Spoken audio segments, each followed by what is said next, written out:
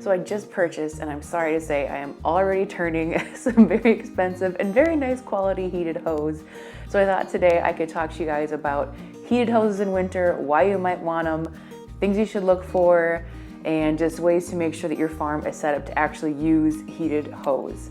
I'm Kelsey from roughandtumblefarmhouse.com, where every single week I share stories about farming, family food, and fortitude here on our 5-acre homestead in northern Minnesota.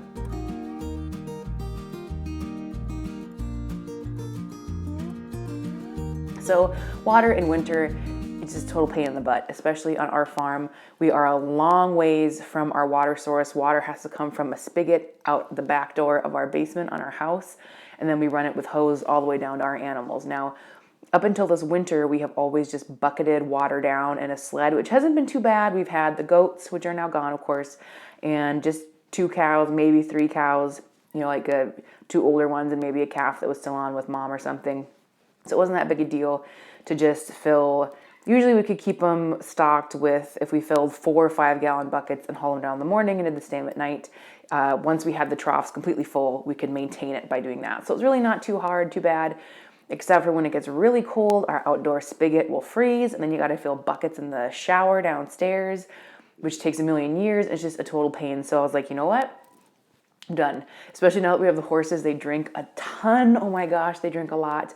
And so I was like, we are getting that Miracle Stuff heated hose. We're going to get some, we're going to hook it up, we're going to plug it in. It's going to be awesome all winter long. Well, it's not going to work out for us, and let's talk about why. First, let me back up. What is heated hose? Heated hose is insulated, and then it is also electric. It has heat that goes through it. You have to plug it in, then you hook it up to your spigot, wherever you're hooking it up to, and then it will heat the hose. It doesn't heat the water, but it heats the hose so that it will be able to flow. The hose we got works down to negative 40 Fahrenheit. So even if it's really cold in winter, you can use it all winter long. You don't even have to drain. Most of them say that it's preferable if you do, but most of them say you don't have to drain the water out. You just have to plug it in earlier than you planned on in order to use it, depending on how much water is in there. So it's a miracle that you could have running water in winter and not have to stress about it too much. But there are some reasons why it didn't work for our property, which we can kind of get into now. So again, the hose that I bought was really great. I went with I'm not sure how to pronounce it. It's Pirit, Pirate, no idea. Anyway, it was a hose that I deemed to be the best for the price, had pretty decent reviews, some components on it or what I was looking for. And I thought I had read thoroughly enough where I felt comfortable investing in this hose. And then we got it. And then I had some questions, so I went back and double checked and then found a FAQ page and some more fine print. And as I kept reading, I'm like, I'm not going to be able to use this hose. This just isn't going to work. So to start out with, one of the most important things I want to say is your distance. I'm a terrible estimator of distance, age, height, or time. I'd be a terrible police witness. And I severely underestimated by half how far it is down to our animals. For whatever reason, I had in my head the 2 lengths of hose we usually use were both 50-feet sections. They're not. They're 100-foot sections. So to get from our house down to our animals, it's a little over 200 feet. Now, the longest length of hose I could find was 100 feet. And that's part of the reason why I went with the company I did. They were the only one where it was within my budget. There's another company that had 100-foot hose, but it was like $1,000 for 100 feet of hose, and that's just not in the budget now or probably ever for that much hose. So they had 100-foot length. There's several different brands out there. They usually come in roughly like 20, 40, and 60 was kind of more the average, and then this one did have it in 100-foot length. So make sure you are actually getting the right length of hose to make it worth your while. The next thing is the hose has to be plugged in. And so you need to have an outlet by where you are going to be running your hose, because they say you are not supposed to use extension cords with these hoses. And I mentioned this to my friend who's a farmer just down the road, and she's like, yeah, it says you're not supposed to use an extension cord on your fence charger either, and I use like 4 to get up to my fencer. So it's like, yeah, well, so I mean, maybe you could, and it might work just fine, but they say you are not supposed to use extension cords with them. So our closest outlet to the hose, we do have an outdoor outlet on the back side of the house, which is great, but it's 25 feet away. The cord on the hose is 6 feet. So what I was going to have to do in my mind, I was like, okay, it's not going to be that big of a deal. I'll get a chunk of hose, non-heated, to run from the spigot up to the hose where it can reach the outlet, and then we'll run the hose down from there. Of course, I hadn't at this point yet realized that I was short like 100 feet of hose, which is another issue we'll get into in a second. So then on top of plugging it in, you also have to have it plugged into a GFI outlet. This is a grounded outlet, and I am the last person to talk to anybody about electricity things as if I know what I'm talking about. But the basic gist of why you need to have this, you probably have these sort of outlets in your kitchen, is if the current goes anywhere it's not supposed to, basically it'll shut off the power. So when you are using literally water surrounded by electricity, it's a good idea to have a GFI plug-in. So it's really important that you have that. So at this point, I'm already don't have an outlet right where I want to use it to move or put an outlet in where we would need it right next to the hose. We would definitely have to have an electrician come and do that, which is going to cost quite a bit of money. Again, not something that's in the budget this year. So I was like, okay, but I was going to have my dad come, bless him, to put in, he knows how to swap out outlets to put in the GFI thing. So far we were like, okay, maybe I can still make this thing work. But then the next thing about it is, as I told you, I severely underestimated the distance I had to go. And once we get down to where the hose would end, we're right by our little red building, which I can kind of show you here in the video or point out in the video. And so there are outlets there, but once again, now we have the issue where a 6-foot cord is not going to get all the way to the plug-in I have in that building. So now we would have to, I don't even know how we do that. We would just have to use an extension cord, which you're not supposed to do. In addition, once I was reading through the fine print on this hose, it says you are not supposed to connect two together, and if you do, it voids the warranty. And a big reason why I went with this brand of hose, in addition to them having the 100-foot length, is they have an 18-month warranty, which anything that is a heated water thing on a farm, if it has a warranty, I feel much better about buying it, because most heated things like water dishes and stuff don't last a season. You just have to buy a new one every year. I just had to go buy more heated chicken waters today. And so that was a big selling point for me, was the 18-month warranty. So I'm sitting there thinking, okay, now I would have to buy another 100-foot length of hose. I'd be connecting two of them, which you're not supposed to do. One of them would be connected to a power source with an extension cord, which you're also not supposed to do.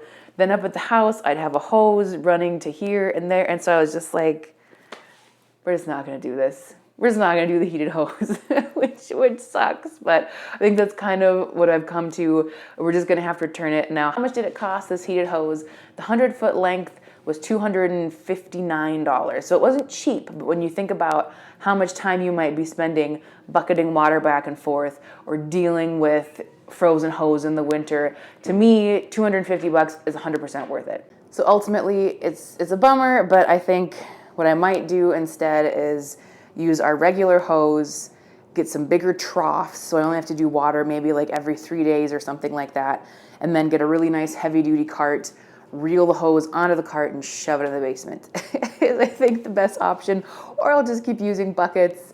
I haven't decided yet. But so to recap, if you're gonna get heated hose, I think it can really work for a lot of people, and I think it can really revolutionize your winter watering if you've been like a bucket farmer as I have been. But so the things that you want to look for, I think when it comes to the heated hose for sure, is making sure you're getting the right length. A warranty, I think, is an excellent option in case it craps out on you, then you're not out however much money that was. I'm sorry, I have a kitten here who's just persistent, so I'm petting a cat. Just if you're wondering, what is that woman doing? I'm petting a cat. This cat, to be precise. Anyway, so the warranty. One of the reasons why I went with the brand I did as well is they talked about the fittings on the end, so like that how even after you would even if the hose was running or you were using the heated element of the hose, that the joint parts where you would connect another hose, that they would freeze up and be an issue. Some of them are made of plastic. This brand in particular, they're made of metal, so they're really heavy duty, which is nice. The hose feels good and solid, so it's really, I think, a good option if you do have the right setup. So making sure you have an outlet within easy plugging in distance, making sure it's a GFI outlet is also important. And then check and see if you can connect the hose to another hose. So it is possible, if I looked at some other brands, that maybe they would say it's fine to connect two of their hoses together. and but then we'd still be dealing with outlet issues with the hose. So just kind of look and make sure you have the right setup before you invest in getting the heated hose. One other thing that I know is kind of a question about heated hoses that my dad thought when I was telling him about it, he's like, well, how much power is that thing gonna suck? You do not have to leave them plugged in all the time. That was pretty consistent with all the different brands I looked at. Of course, double check before you buy it. Most of them said that you do not have to drain them out, recommended, but that if you plug it in like 20 minutes before you're gonna use it, or if it's really super cold and there's a lot of water that froze in there, up to 40 minutes before you're gonna use it, plug it in, and that it should work just fine. Another question that people have about heated hoses is if you have to keep it up and out of the snow. And at least the brand that I purchased, they said that if it's buried by the snow, that's actually fine. It just adds another layer of insulation. And if you run the hose enough, that the snow around it will start to melt as well. So it's not a problem if the hose gets buried by snow. And last, which I did mention earlier in the video, is that heated hose doesn't actually heat the water. It just gets it to the point where it can move through the hose. And a very last point to make is heated hose for livestock is very different from the heated hose that you're going to use for like an RV or something like that. So please do not go and buy RV heated hose. That is made to kind of like coil up and fit in small spaces underneath RVs. It's not meant to be like hauled around and used for watering your livestock. So for that, you want something that's actually made for livestock, that is like a stiff, long hose meant to go a distance, meant to be out in the elements. You don't want something that's made for RV purposes. You definitely want to make sure you're getting something that is creating potable water, because even though you're not drinking that water, your animals certainly are. So you don't want to be giving them some sort of weird toxins or metals or something that they might be sensitive to. So that is the great heated hose debacle of the winter of 2022. If you have any fabulous solutions for getting water 200 feet to animals, please tell me about it. I would love to hear it. At this point, I'm open to all sorts of wonderful suggestions. So please comment below if you have a surefire way of getting water from your home down to your animals. Thank you so much for watching. I hope this served as a cautionary tale or a helpful bit of information if you are thinking about getting heated hose. Again, I think that the company we went with, PIRIT, Pirate, I've been calling it in my head. I think that I went with them for a reason. I think they're a good quality company. The warranty, the fittings, the length, all that stuff seemed really good. It's just once you came down to the little things, it just wasn't going to work on our farm. So again, comment below with your fabulous hose recommendations or solutions. Hopefully it'll help me and maybe some other desperate people who live in northern freezing wastelands 6 months out of the year. Thanks for watching, and we'll see you next week for some more farming, family food, and fortitude here at our rough and tumble farmhouse.